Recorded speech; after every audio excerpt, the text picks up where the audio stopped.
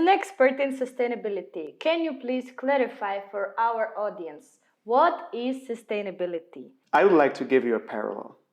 I like to think of humanity as a bunch of people stuck on a boat in the middle of the sea.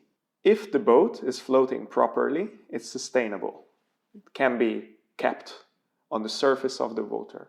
But if you start having holes in the boat, it's really important how quickly you're able to fill the holes or basically put the water out of your boat. If you don't do that, your ship sinks. So to me, sustainability is about finding the balance that we are able to fill the holes, and keep putting the water back into the sea, and ensuring that our boat is not sinking. And you need to understand that to do that, you need a bunch of different things. First of all, you need to ensure that there are fewer holes appearing on the boat. I would say that's kind of the environment. But then there are also two other factors, and they are kind of connected. And it's connected to how much the people are willing to invest in doing this process of filling the holes and putting the water out of the boat. And those are the social and economic perspectives of sustainability.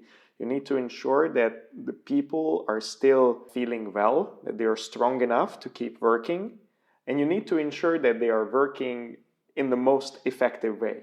So if you are not able to do this, at the end of the day, you are not able to sustain your boat.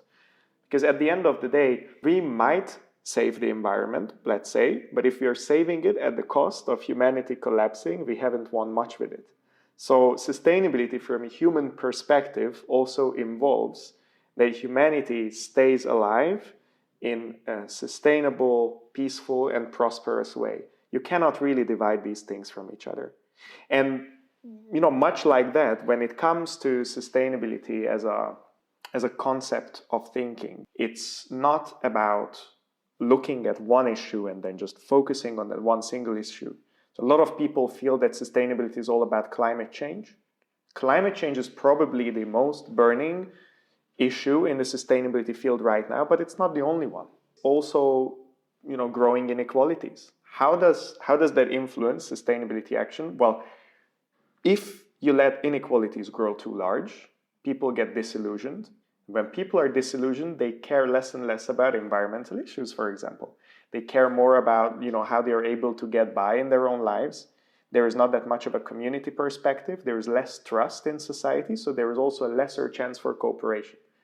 So it's going to very directly influence our performance and our ability to deal with the environmental sustainability issues. I always say that when it comes to this sustainability field, it has an environmental, it has a social, and it has an economic perspective or dimension.